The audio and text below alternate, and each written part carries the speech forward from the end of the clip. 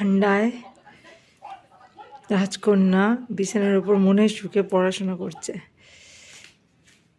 বিছানাটাও ভালো করে তোলা হয়নি, প্রচণ্ড ঠান্ডা। পর্দার ওপরে আরেকটা বেড কভার চাপানো হয়েছে কালকে রাতে, ঘরটা যতটা গরম রাখা যায়। ওইখানে পর্দা দেওয়ার পরেও একটা কাঁথা দেওয়া হয়েছিল, সব বন্ধ এখনও। এই হচ্ছে অবস্থা। বেলা বাজে এখন 11:15।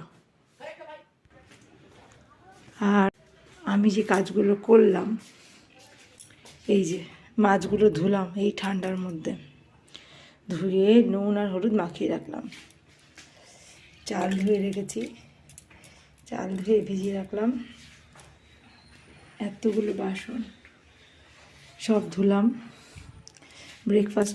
ব্রেকফাস্ট হয়ে গেছে। আজকে পাস্তা বানিয়েছিলাম এই ঠান্ডার মধ্যে, সবাই খেয়ে নিয়েছে। চা হয়েছে একবার, আরও একবার চা করবো। এই যে এখন আমি আর মেয়ে চা খাবো, কারণ মেয়ে চা খায়নি। মেয়ে বেলায় উঠেছে, যেহেতু রাত জেগে পড়েছে, তো মেয়েকে এখন চা দেবো, মেয়ের সাথে আমি একটু খাবো। আর এইমাত্র জল ঘাটলাম, আর একটা বাটি করে ইন্ডাকশানে গরম জল বসেছিলাম। এতগুলো বাসন ধুয়েছি, আরও বাসন ছিল, উপর করে সাজিয়ে রেখেছি।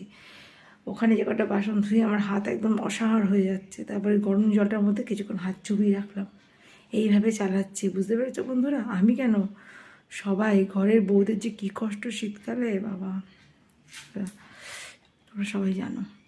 যারা ঘরের বউ তারাই একমাত্র বুঝতে পারবে এই কষ্টটা, ছেলেরা বুঝবে না।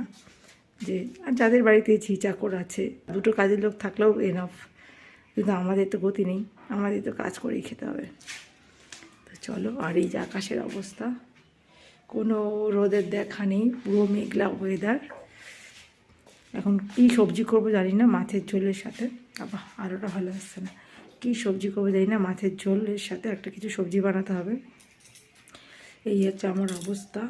কাজ করছি আর হাতটা মানে যখনই রান্না হচ্ছে কিছু, ওপরে এরকম ভাব নিচ্ছি, সেই মানে ধোঁয়াটা, গরম ধোঁয়াটা, এইভাবে কাজ চালাচ্ছি।